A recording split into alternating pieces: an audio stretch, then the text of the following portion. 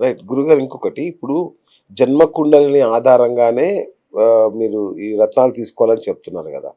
So, మన దేశంలో సగం మంది దగ్గర అలాంటియేమి ఉండవు.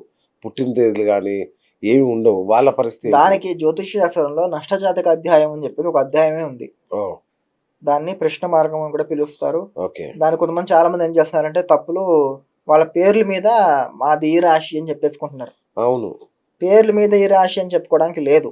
ఓకే. కారణం ఏంటంటే ఒక టైంలో మన పూర్వీకులు ఎలా ఉండేదంటే ఇది ఈ రాశి కాబట్టి మీకు ఈ పేరు ఆ! అని ఓహ్! పెట్టేవారు.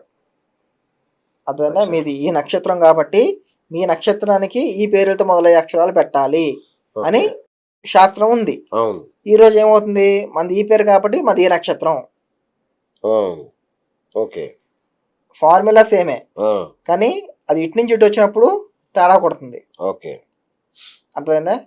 అలాగ పేర్లు మీద పెట్టుకుంటున్నారు. సో అదే చెప్పడం కూడా కష్టం. ఆ! కానీ ప్రశ్న మార్గంలో వాళ్ళది ఏ రాశి ఏ నక్షత్రం అనేది మనం చెప్పడం జరుగుతుంది. ముఖ్యంగా ఏంటంటే ఇందాక చెప్పినట్టు రాశి నక్షత్రాల మీద కాకుండా వాళ్ళ సమస్య ఏంటో తెలుసుకుని దానికి మనం రత్నం ఇవ్వడం అనేది జరుగుతుంది కాబట్టి వాళ్ళ టైము డేట్ ఆఫ్ బర్త్ లేకపోయినా సరే అచ్చా! దానికి వాళ్ళకి మనం జాతకం చెప్పడం అనేది జరుగుతుంది అనమాట. ఓకే. దాని ప్రకారం రత్నాలు చెప్పచ్చు. ఇచ్చేయొచ్చు. ఓకే. Right sir. ఈ మధ్య రాజకీయ నాయకులు మన లేటెస్ట్‌గా యెల్లో సఫైర్, బ్లూ సఫైర్ అనేవి బాగా వాడుతున్నారంట. ఏంటి రీజన్? అదే రీజన్ ఏంటంటే మన మోదీ గారు పిఎం అయ్యే సమయంలో ఆయన జాతకంలో శని ఉచ్చంలో ఉన్నాడు. ఆ! చాలా మంది శనిని తిట్టుకుంటారు కానీ శని బాగుండడం వల్లే మోదీ గారు పిఎం అయ్యారు. అదే ఇస్తాడు. ఎందుకంటే శని ఎవరు? సూర్యుడి కొడుకు. ఓకే. సూర్యుడు ఎలాగైతే రాజకీయాల్లో వాటిల్లో అంతా మనకి మంచి పేరు ఇస్తాడో అలాగే శని కూడా కర్మాధిపతి. మంచి చేసిన వాడికి మంచి చేస్తాడు, చెడు చేసిన వాడిని తొక్కేస్తాడు. ఓకే. అదే పనిగా. అలాగే పుష్యరాగం చెప్పినట్టు ఇందాక కెరియర్ గ్రోత్ అదృష్టాన్ని తెచ్చిపెట్టేది కూడా కనక పుష్యరాగమే కాబట్టి అది పుష్యరాగం వేసుకున్నా సరే రాజకీయాల్లో మంచి ఎదుగుదల అనేది కనిపిస్తుంది అనమాట. వైడూర్యం, గోమేధికం ఈ 2 కలిపి వేసుకోవచ్చా? ఎందుకంటే పవన్ కళ్యాణ్ గారు అది వేసుకుంటున్నారని విన్నాను నేను. ఈ 2 కలిపి.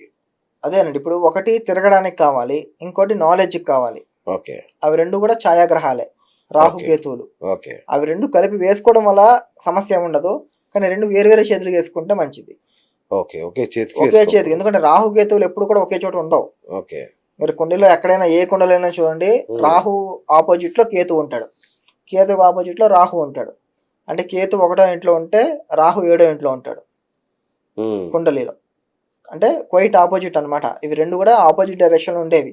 ఓకే. 2 అంటే ఇప్పుడు దక్షిణ ధ్రువాన్ని ఉత్తర ధ్రువాన్ని తీసుకొచ్చి ఒకే చోట కూర్చోబెడతాంటే అవుతుందా? అవ్వదు. ఓకే. ఆ కారణంగా అవి 2 ఒకే చోట వేసుకోవడానికి లేదు. నాని ఉన్నాడు కదా, హీరో నాని.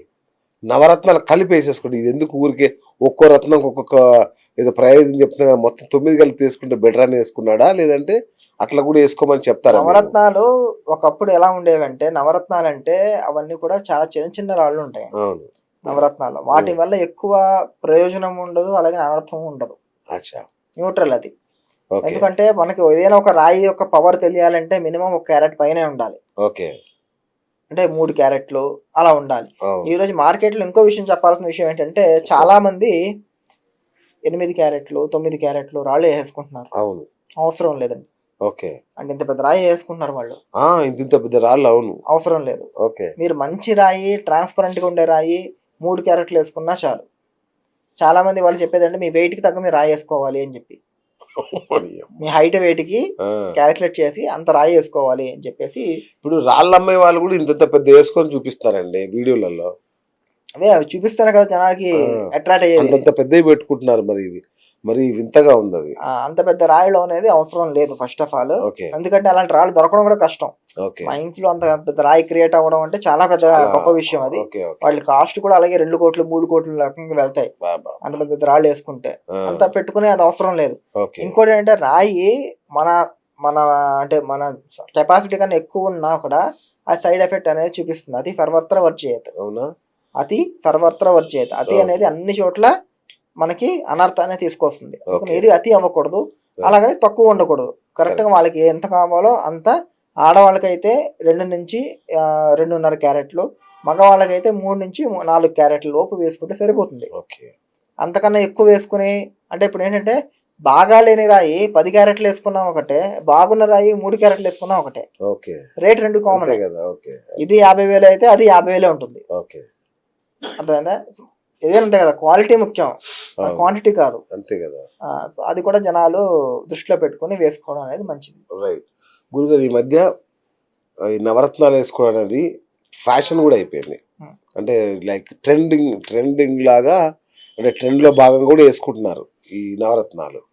సో ఇట్లా అవసరం లేకుండా వేసుకుంటే ఏమైనా దుష్ప్రభావాలు, పరిణామాలు ఏమైనా? కొన్నిసార్లు మనం వేసుకున్న వెంటనే ప్రభావం చూపిస్తుంది, కొన్నిసార్లు తర్వాత చూపిస్తుంది. ఓకే. నాకు తెలిసిన అతను ఒక ఆయన, వీళ్ళ వజ్రానికి వెళ్తున్నాను, మా వైఫ్ వజ్రం తీసుకోమని చెప్పి ఫోర్స్ చేస్తుంది, నేను తీసుకోనా వద్దా అని చెప్పేసి అడిగారు. నేను వద్దని చెప్పాను.